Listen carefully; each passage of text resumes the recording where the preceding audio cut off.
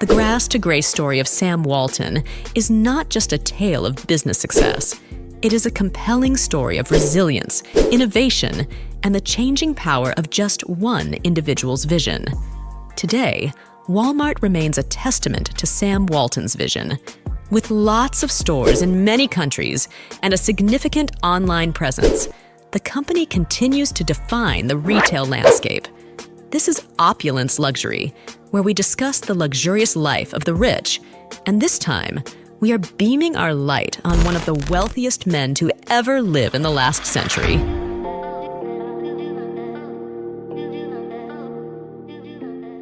Sam Walton's journey from a small-town variety store owner to the founder of a global retail empire is like a proof of concept to the American dream and the boundless possibilities that come with hard work and perseverance.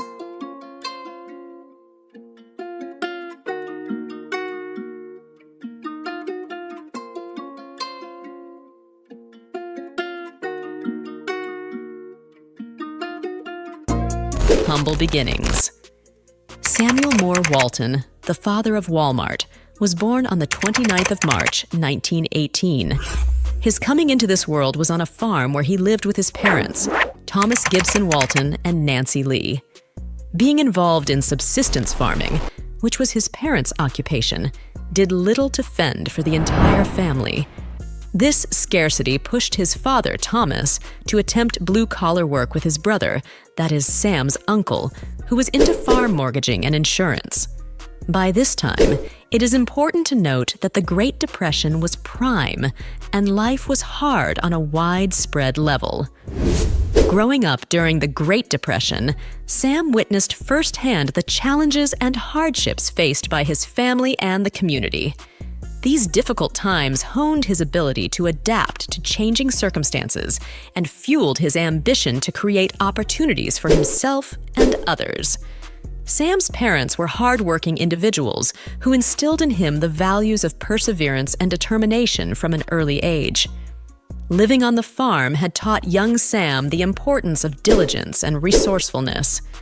These early experiences would shape his character and lay the foundation for his future success. Sam Walton's education began in the local schools of Kingfisher, but due to constant movement by his family from one small town to another, he ended high school in the David H. Hickman High School in Columbia, Missouri. During school, he did everything possible to bring in money to support his family. From milking the family cow for sale to newspaper delivery and even selling magazine subscriptions. Everyone around him would not have been so surprised he was voted most versatile boy in high school.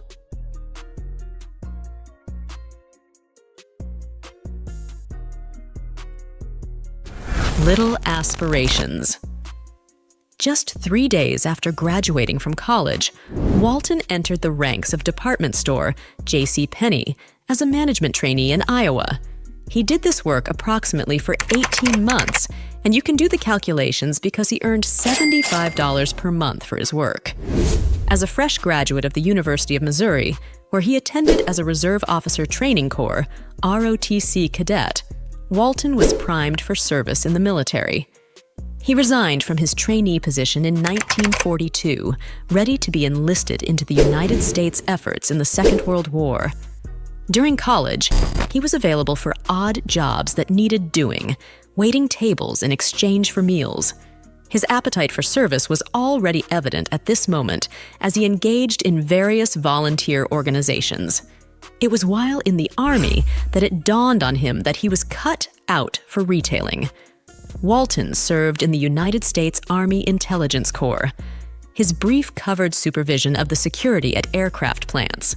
In his service, he made the rank of captain while at the now-closed Fort Douglas in Salt Lake City, Utah.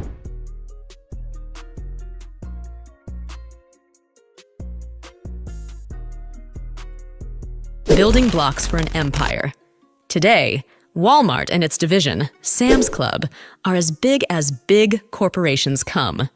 But before we get to the present, let us further examine how these were all set up.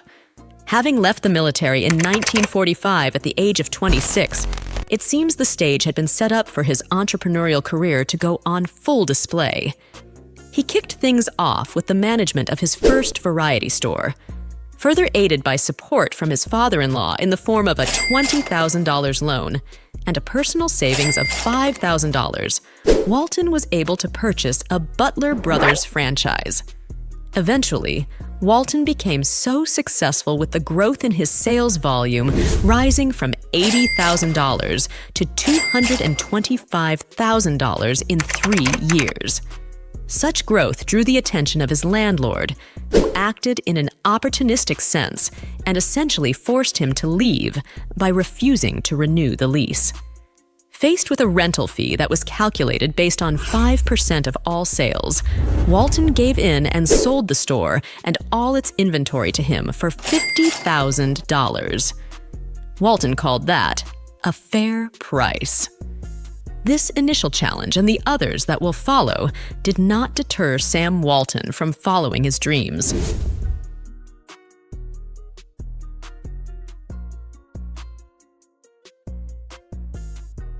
It is a family empire! Today, in the United States, the Waltons are the richest family in the country, with a combined net worth of over $200 billion. This is proof of the culture of keeping the family at the front of the business, and it has become evident in the second and third generations. This culture is rooted in the beginnings of the Walmart establishment.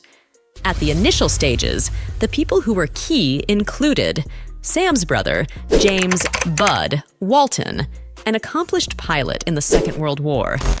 He was instrumental in the expansion of the business to new stores. His knowledge came in handy for the expansion of the business.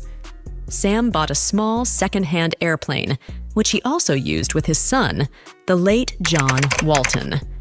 Subsequently, the two learnt flying and would go on to log thousands of flight hours.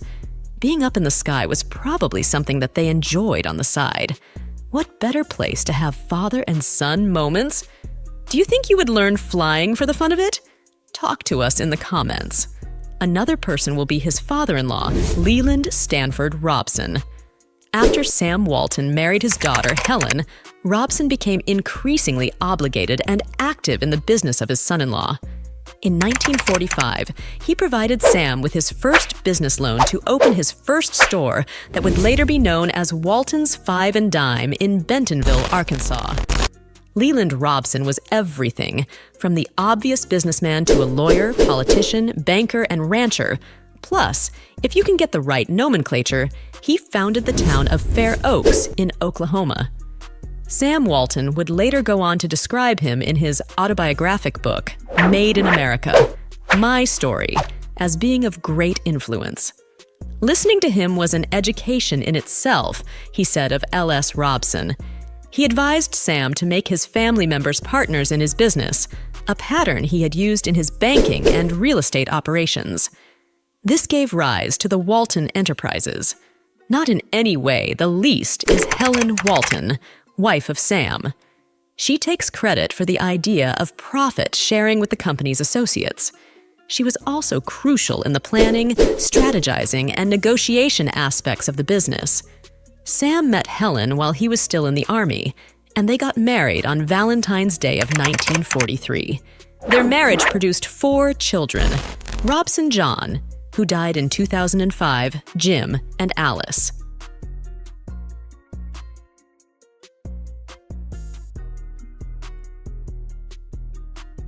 The behemoth called Walmart. On the 2nd of July in 1962, the doors of the very first Walmart were open. It was called the Walmart Discount City Store and was located at 719 West Walnut Street, Rogers, Arkansas. It was opened with a drive to particularly market American-made products. The work then was to scout and secure deals with American manufacturers who could supply goods to the entire Walmart chain at prices low enough to war with the foreign competition and ultimately make profits. Today, Walmart is a multinational retail corporation with a spread as far-reaching as 10,500 stores in 20 countries.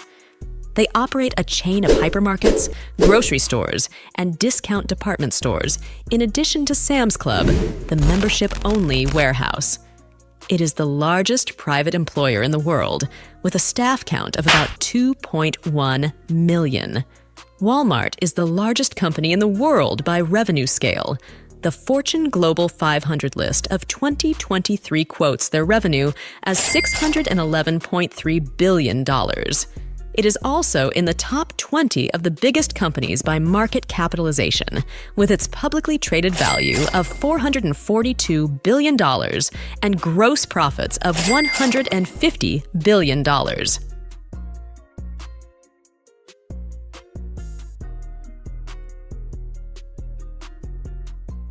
A true American patriot.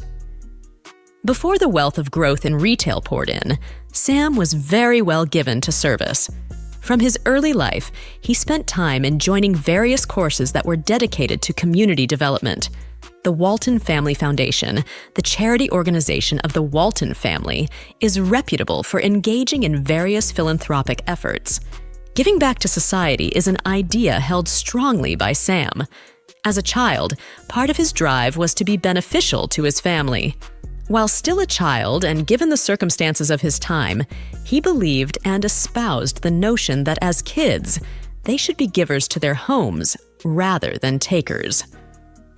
Sam Walton encouraged his store managers to invest and take an equity stake in the business, often as high as $1,000 in the store they managed or the next opening.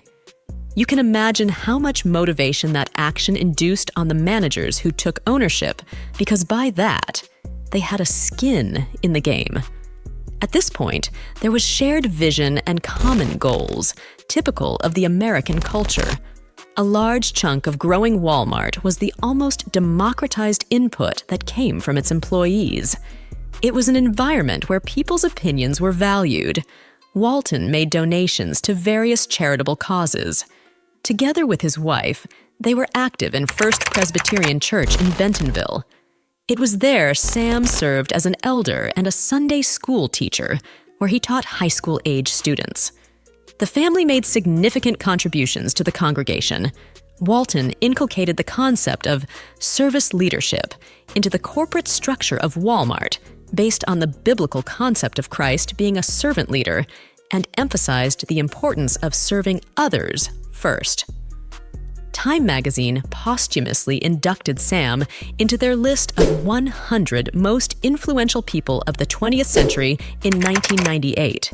Former U.S. President George H.W. Bush honored him in March of 1992 with the Presidential Medal of Freedom in recognition of his work in retail.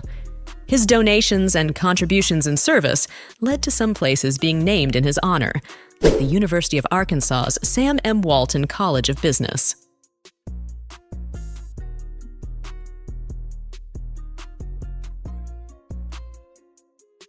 The passing of a legend. Sam Walton was a billionaire who liked to think less of his wealth. With the money came increased attention and appraisal from a lot of corners. The Forbes' billionaire ranking placed him as the richest person in the United States between 1982 and 1988. The concept of richest person was not something he was particularly fond of. According to Celebrity Net Worth, Sam actually hated to talk about his personal wealth and had this to say when asked about being named the richest person in the world. Sam said, "All of that hullabaloo about somebody's net worth is just stupid, and it's made my life a lot more complex." The same source put his net worth at $8.6 billion. Billionaire retailer Sam Walton died at age 74 in April of 1992. The cause of his death was plasma cell myeloma, a blood cancer. His death was broadcast in the Walmart-verse to the existing 1,960 stores via satellite. He was interred at the Bentonville Cemetery. The life and times of Sam Walton is a legacy, and no wonder he is admired by many.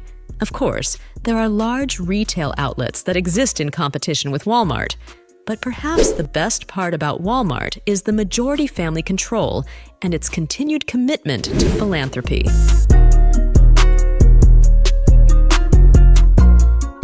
Are there any other lessons you picked from the Walmart story? Let us know in the comments.